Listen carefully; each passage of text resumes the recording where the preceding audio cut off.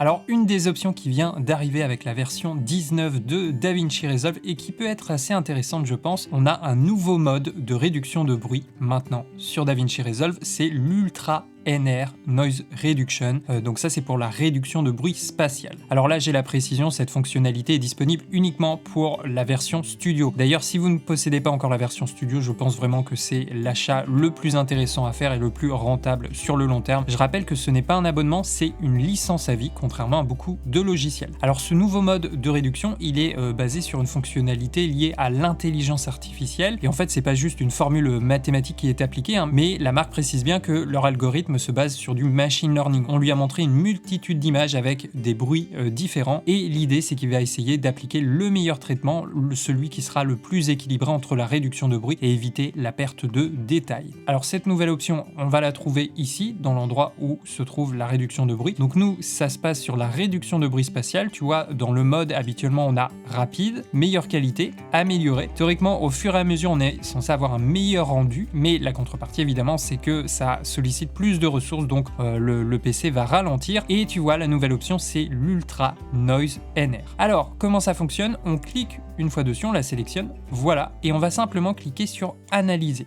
Donc là, il fait une analyse de notre image et il va créer cette petite cible.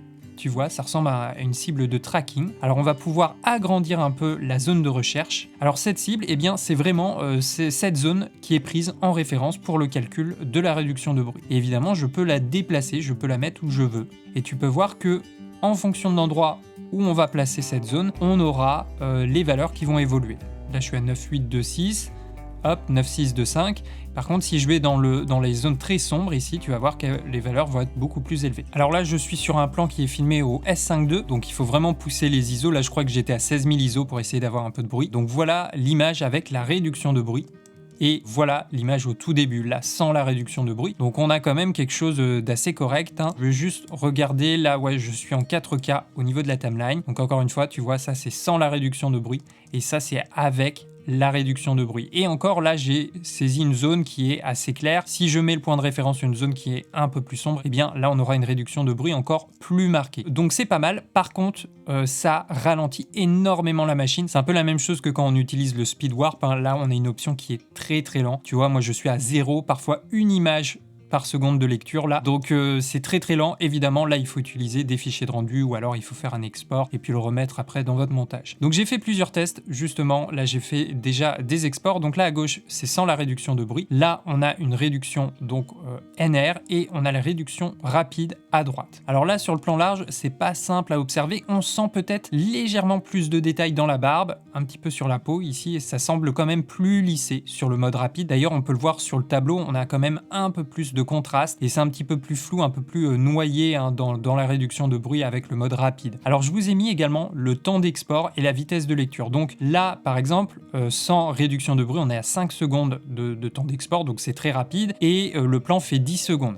Par contre sur le mode rapide, bon bah voilà, ça va un peu plus vite, on a 21 secondes d'export pour 10 secondes. Par contre, tu vois, on passe à 10 minutes là pour le Ultra NR, donc ça aussi ça à prendre en compte, c'est beaucoup plus lent et on le voit au niveau de la vitesse de lecture, je suis à 0 FPS en moyenne contre 21 pour le mode rapide sur une lecture d'une timeline 4K. Bon là c'est vraiment juste à titre indicatif. Je précise aussi que pour le mode rapide, j'ai repris exactement les mêmes paramètres que ceux choisis par l'Ultra NR, tu vois 9725. Et bien quand je suis passé sur le mode rapide, j'ai remis ces réglages pour avoir exactement les mêmes. Alors évidemment, le mode de traitement est différent, donc il y aura un résultat différent, mais j'ai voulu quand même que les valeurs soient à peu près les mêmes. Donc là, c'est encore la même chose, tu vois, à gauche, l'Ultra NR, à droite, le mode rapide. Donc on sent un peu plus de détails quand même. Il y a quand même une meilleure retenue du détail, j'ai l'impression dans les cheveux aussi. On a un point un petit peu moins mou, mais bon, là, sur cette scène contrastée, c'est moins visible. Alors après, j'ai fait le même test sur mon chat, et là, c'est beaucoup plus visible. Il y a beaucoup de textures, tous les petits poils du chat, c'est énormément de détails pour la caméra. Et là, tu peux voir qu'on a clairement une meilleure retenue du détail avec l'Ultra NR, donc la nouvelle réduction de bruit, le nouveau mode de réduction de bruit. J'ai appliqué exactement les mêmes réglages sur le mode rapide et tu peux voir que là, on a une texture quand même qui est beaucoup plus molle. On a perdu quand même des transitions là au niveau de la texture du détail. Donc là, on voit bien la différence entre les deux. Par contre, clairement, c'est pas du tout le même temps d'export, le même temps de calcul.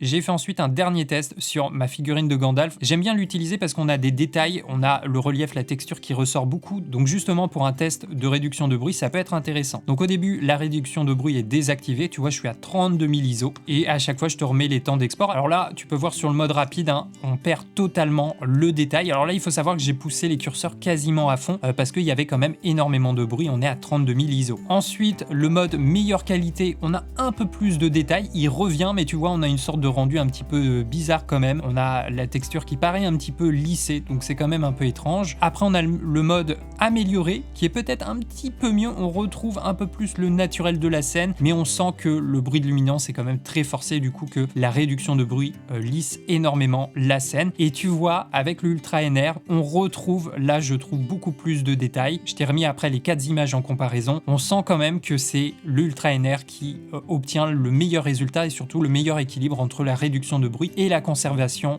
des détails. Donc voilà, je pense que c'est une option très intéressante. Maintenant, elle a quand même un effet assez marqué. Je la conseille peut-être plutôt sur vraiment des scènes qui sont compliquées en termes de réduction de bruit. Si vous avez juste besoin de débruiter légèrement votre fichier RAW, votre fichier log, voilà, parce que vous êtes à une montée d'ISO, on va dire moyenne, peut-être que là, ça sera pas nécessaire, d'autant plus que ça ralentit quand même énormément la machine. Donc à vous de voir en fonction des plans si ça peut être intéressant à utiliser. Voilà pour ce nouveau mode de réduction de bruit. Maintenant, si vous avez envie de connaître les autres réglages au niveau de la réduction de bruit, notamment le bruit temporel, tout ça, je l'explique en détail dans ma formation complète sur DaVinci Resolve. Je rappelle que c'est une formation pour vous faire découvrir et pour vous aider à prendre en main absolument tous les outils du logiciel. À la fin de la formation, je peux vous garantir que vous serez capable de réaliser un montage vidéo de A à Z. Évidemment, on parle aussi d'étalonnage, de mixage, des effets spéciaux sur la page Fusion. Et puis, il y aura un tout nouveau module où on va rentrer vraiment dans le détail de toutes les nouveautés de la version 19.